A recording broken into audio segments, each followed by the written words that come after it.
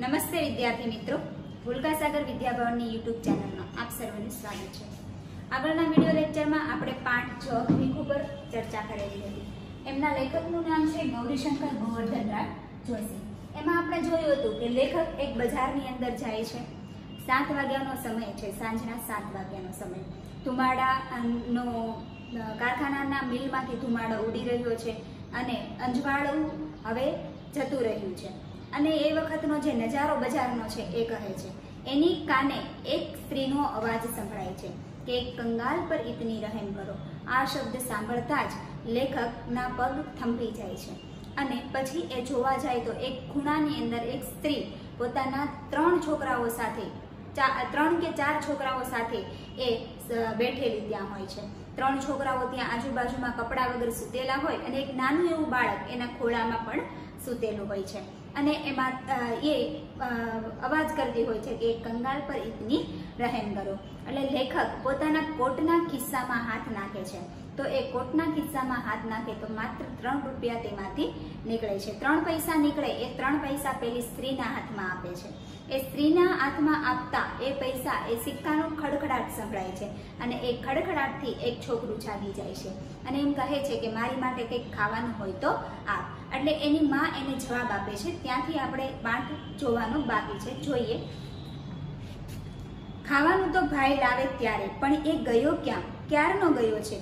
એટલે એની માં એને એમ કહે છે કે ખાવાનું તો ભાઈ આવશે અને લાવશે ત્યારે મળશે। એ તો ક્યારનો ગયો છે, ક્યાં ગયો હશે? પાછળથી લારીવાળો હટો ભાઈ, હટોનો અવાજ આવતા હું એક તરફ ખસ્યો। સિંગોડાવાળાના એક જ જાતના સ્વરો વચ્ચેથી થઈ પગથી પર ચડી ગયો। લેખક એમ કહે છે કે પાછળથી હટો ભાઈ હટો એવા અવાજો મને સંભળાતા હતા અને સિંગોડાવાળો છે એટલે એક એવું ફળ આવે છે સિંગોડું, બ્લેક કલરનું ઉપર પડ હોય ને અંદરથી વ્હાઈટ કલરનું નીકળે, એ સિંગોડાવાળો વેચવાવાળો એનો એ અવાજ કરતો હતો। એ અવાજથી થાકી અને લેખક ત્યાંથી દૂર ખસી અને પગથી એટલે કે જ્યાં પગદંડી હોય, જ્યાંથી ચાલવાનો રસ્તો હોય ત્યાં એ જાય છે।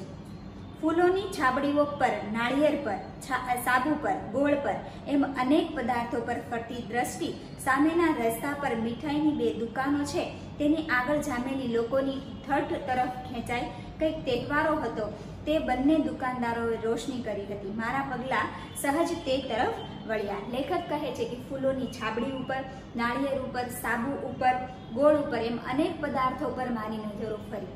ત્યાર પછી એક સામેની દુકાન હતી, એના ઉપર એમાં જલેબી હતી, એ જલેબી ઉપર મારી નજર પડી। કંઈક તહેવાર હતો એટલે સામેની 2 દુકાન હતો એને રોશની કરેલી હતી, એ રોશની જોઈ હું એ તરફ જવા વળ્યો।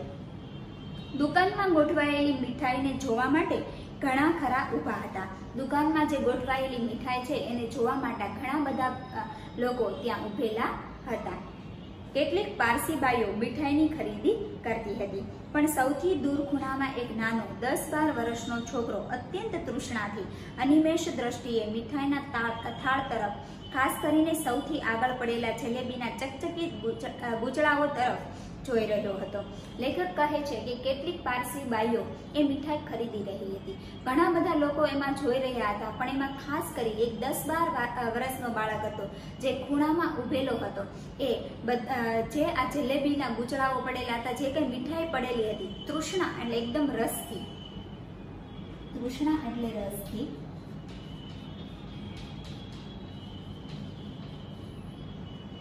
અનિમેષ દ્રષ્ટિએ એ જોઈ રહ્યો હતો અને ખાસ કરીને આગળ સૌથી આગળ જલેબી પડેલી હતી, એ જલેબીના ગૂંચળા તરફ તેમની નજર જતી હતી। અચાનક મેં એને જોયો, ભક્તિભાવથી જાણે એની દ્રષ્ટિ ત્યાં ચોંટી રહી હતી। લેખક કહે છે કે અચાનક મારી નજર એ છોકરા પર પડી, જાણે ભક્તિભાવથી એ જોઈ રહ્યો હોય એમ એ મીઠાઈને જોઈ રહ્યો હતો। એની આ સમાધિથી આકર્ષાયેલા એક જુવાને મારા તરફ જોઈને એના અંગ પર એકેય સાજું લુગડું ન હતું કે એના ચહેરા પર આશા નિરાશા કે એવા કોઈ જાતના ભાવ ન હતા। એ જે બાળક 10-12 વર્ષનું એક ખૂણાની અંદર જઈને ઊભેલું હતું, એ બાળકના શરીર ઉપર લુગડા એટલે કે કપડા ન હતા,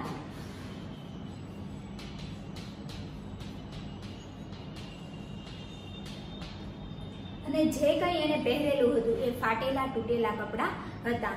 એની આંખની અંદર આશા કે નિરાશાનું એક પણ બિંદુ દેખાતું ન હતું. હું ધીમેથી ગોળ ચકરાવો ખાઈ પેલા છોકરાની પડખે પણ જરા દૂર અંધારામાં જઈ ઊભો અને એના પર નજર ઠેરવી. તે શાંત લીંદ બનીને જલેબી નીરખી રહ્યો હતો. લેખક કહે છે કે હું ધીમેથી એની પાસે ગયો. એની પાસે એટલે એનાથી થોડા દૂર, પણ અંધારામાં જઈને હું એની સામે જોઈ રહ્યો. એની સામે જોતો હતો તો એ જે છોકરો છે એ છોકરો જલેબીના ગુચલાને, મીઠાઈઓને જોઈ રહ્યો હતો. એની દ્રષ્ટિ એટલે એની નજર ત્યાં જ ચોંટેલી હતી. દ્રષ્ટિ એટલે નજર.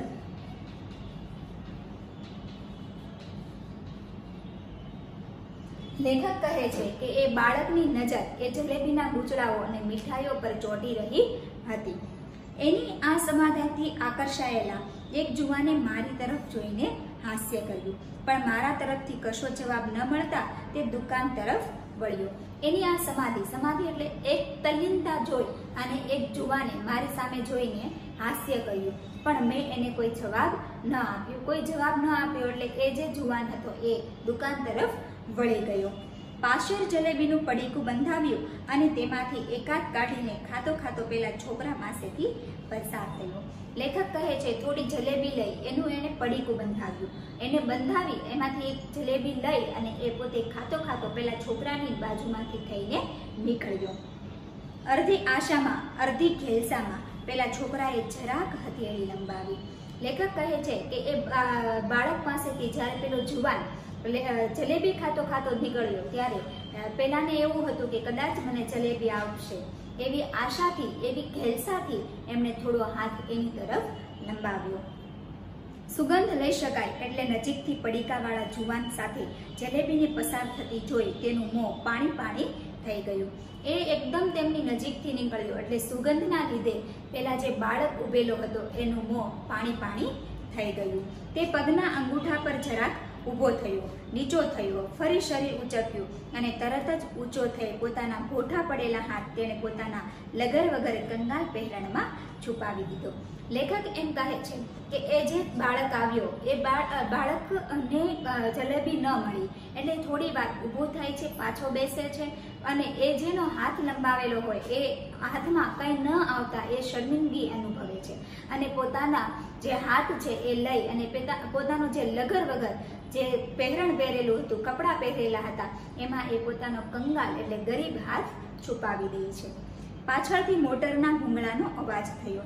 આગળથી એ આંખ પણ નથી કે શું એમ કોઈ પારસી બાનુની સાથે આવેલા પટ્ટાવાળાએ ધમકાવ્યો. પાછળથી મોટરના ભૂંગળાનો અવાજ આવ્યો અને પારસી બાનુની સાથે આવેલો જે ડ્રાઈવર હતો એ ડ્રાઈવરે પેલા બાળકને ધમકાવ્યો કે એ તારે આંખ નથી કે શું? ને પેલા ઉભેલા કોઈને જા જા જા, અહીં કેમ ઊભો છો? તારે શું લેવાનું છે? તારે શું લેવાનું હોય? એમ કહી તેને ધિક્કાર્યો. ત્યાં ઉભેલા કેટલાક માણસોએ એમને એમ કીધું કે તું અહીંથી જા, એમ કહી એને ધિક્કાર્યો. તારે અહીંયા શું કરવાનું હોય? તારે અહીંયાથી શું લેવાનું હોય? તારી પાસે શું છે તે તું લઈ શકે? એવું કહી અને એ બાળકને બધા ધિક્કારે છે. બધા વેગને દાબતો હોય તેમ તે ધીમેથી દઢ પગલે પાછો અડ્યો. બધા જ વેગ એના શરીરની અંદર દબાઈ જાય છે. એ બધા જ અપમાનોને વેઠી અને એ ત્યાંથી થોડો આગળ વધે છે.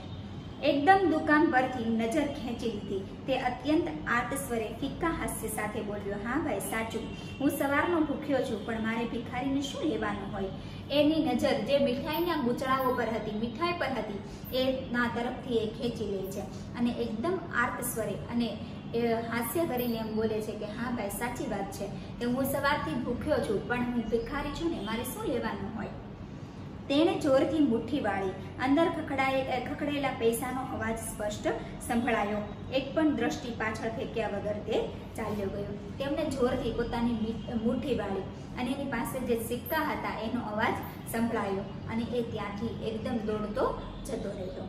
આ ભિખારી એક દુકાને ઊભો રહી 6 પૈસાના ડાળિયા જોખાવતો હતો. અચાનક મને પેલી સ્ત્રીના શબ્દો યાદ આવ્યા. અરે, કદાચ એ દરવાજાની સાંકડી નેળમાં સડતા કુટુંબનો આ છોકરો સ્તંભ હશે. એમ કહે છે કે આ ભિખારી જે એની પાસે 6 પૈસા હતા એના દાળિયા એક દુકાને જઈને જોખાવે છે અને આ લેખક જોવે છે એટલે એને એવું લાગે છે કે મને એવું લાગે છે કે પેલી સાંકડી નળીની અંદર એક સડતું કુટુંબ છે એ સડતા કુટુંબનો કદાચ આધાર સ્તંભ હશે. કદાચ શું એમ જ હશે. સામેની જ દુકાને નીચે બેસીને ધૂળમાં પોતાનું ચીથરું પાથરી તેમાં એ દાળિયા બાંધી રહ્યો હતો. તેણે એક મુઠ્ઠી તેમાંથી ભરી. વીજળીના પ્રકાશમાં એ મુઠ્ઠીને અધર જતી મેં જોઈ અને એને ઝડપી લેવા આતુર મોં પહોળું થતું દેખાયું. લેખક એમ કહે છે કે કદાચ શું, મને તો એવું લાગ્યું કે એવું જ હશે. એણે 6 પૈસાના જે દાળિયા ખરીદ્યા એ 6 પૈસાના દાળિયા લઈ આગળ જઈ અને સામેની દુકાને જઈને જ એમાં એ એક રૂમાલ પાથરી એમાં એ પોટલી વાળતો હતો. એમાંથી એક મુઠ્ઠી ભરી અને એણે એ મુઠ્ઠી આકાશ તરફ લાંબી કરી અને પોતાના મોંમાં નાખવા જતો હતો. એનું શરીર ભૂખ્યું હતું એટલે મોં પણ ખુલે છે, પહોળું મોં જોવે છે, પણ એ ખાતું નથી. મારી નજરે પેલા ભિખારીના મોંને બંધ થઈને નીચું આવતું જોયું. લેખક કહે છે કે મેં એના જે હાથ હતા એની ઉપર જતા પણ જોયા, એના મોઢાને ખુલતું પણ જોયું, પણ પછી એ મોઢું બંધ થઈ ગયું અને એનો હાથ પણ પાછો વળી ગયો. એવી નજરે મેં પણ જોયું. તેની તદ્દન કરમાઈ ગયું હતું ને તેણે ભરેલી દાળિયાની મુઠ્ઠી એમને એમ ચીથરામાં પેસી જતી હતી. એમ કહે છે કે એનું મોં તદ્દન સુકાઈ ગયું હતું, કરમાઈ ગયું હતું, પણ એણે જે મુઠ્ઠી ભરી હતી એ મુઠ્ઠી પાછી પેલી ચીથરાની અંદર ઠલવાઈ ગઈ. ભૂખનું દુઃખ ગળી જઈને ચીથરું વીંટાળી તે 3 દરવાજા તરફ ચાલ્યો. એને જે ભૂખ હતી એ ભૂખનું દુઃખ એ હવે ભૂલી જાય છે અને એ ચીથરું બાંધી અને એ દાળિયા લઈ અને પેલી 3 દરવાજા તરફ આગળ વધે છે. 3 દરવાજાની અંદર પેલું જે સ્ત્રી સાથે 4 બાળક હતા એ કુટુંબ એનું હતું, એ દરવાજા તરફ એ આગળ વધે છે અને પેલી સ્ત્રી પાસે જ ગયો. પેલા છોકરા એને વળગી જ પડ્યા ને સ્ત્રીએ પોતાની ફાટેલ તૂટેલ ગોદડી પર તેને બેસાડીને કહ્યું, બેટા તે કંઈક ખાધું? લેખક એમ કહે છે કે એ ચીથરું લઈ અને એ પેલી સ્ત્રી પાસે જ ગયો. પેલા જે 4 ભાંડુઓ એના હતા, ભાંડુ એટલે ભાઈઓ હતા, એ ભાઈઓ એને વળગી પડે છે અને એની પાસેથી ખાવાનું માંગે છે. એક ફાટેલ તૂટેલ ગોદડી હતી એના ઉપર એની માં એને બેસાડે છે અને એને એમ પૂછે, તે કંઈક ખાધું? મારા અંગે અને પેલી સ્ત્રી પાસે જ ગયો. મારા અંગે અંગમાંથી ટાઢની ચમકારી પસાર થઈ ગઈ. હા માં, તે શાંતિથી બોલ્યો, મેં તો બહુ દાળિયા ખાધા, ખૂબ પાણી પીધું અને પછી આવ્યો. એની માં એને પૂછે છે, તે કંઈ ખાધું?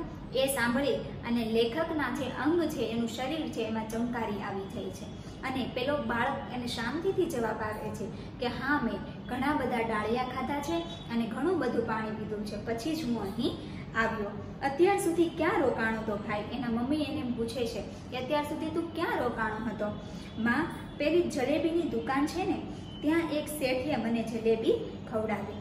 એમ કહે છે કે માં, એક જલેબીની દુકાન છે ને ત્યાં એક શેઠે મને જલેબી ખવડાવી, જ્યારે કે એને જલેબી ખાધી પણ ન હતી, એમણે માત્ર એને તૃષ્ણાથી જોઈ હતી.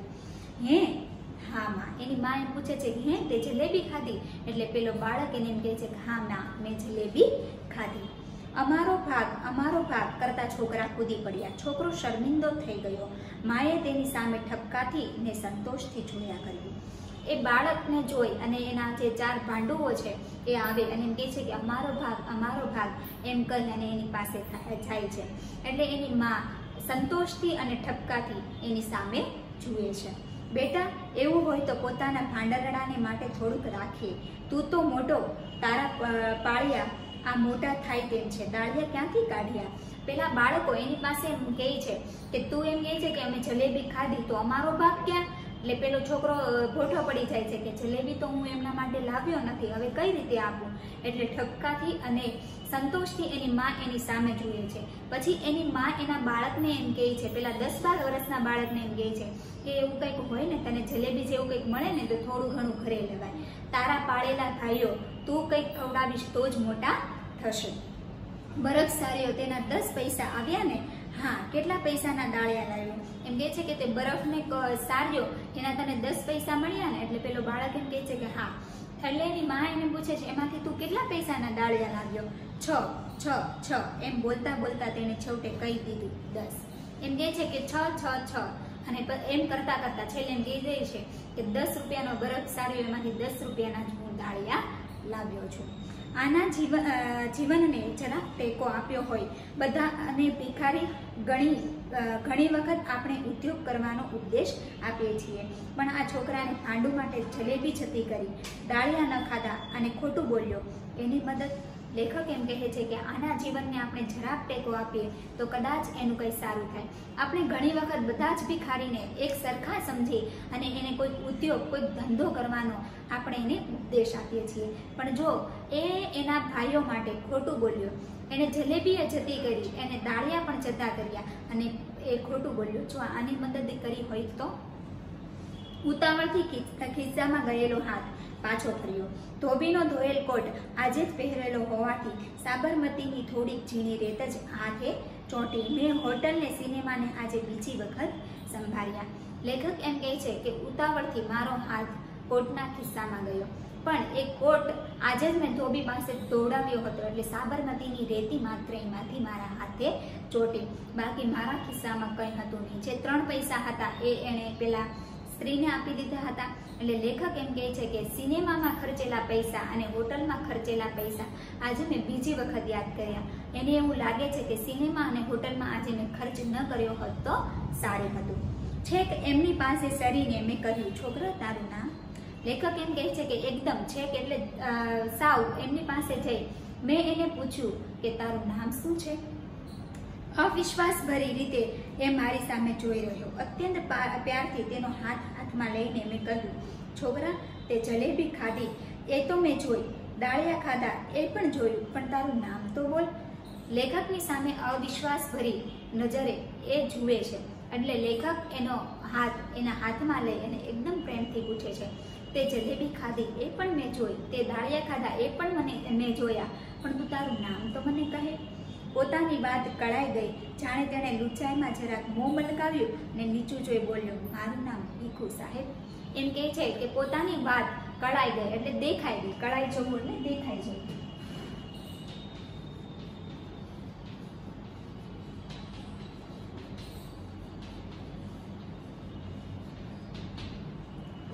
પોતે ખોટું બોલ્યો છે એમાં એ પકડાઈ જાય છે એટલે એ થોડો શરમાય છે અને મલકાય અને નીચું જો એમ કહે છે કે મારું નામ ભીખુ છે સાહેબ. અહીં આપણો પાઠ પૂર્ણ થાય છે.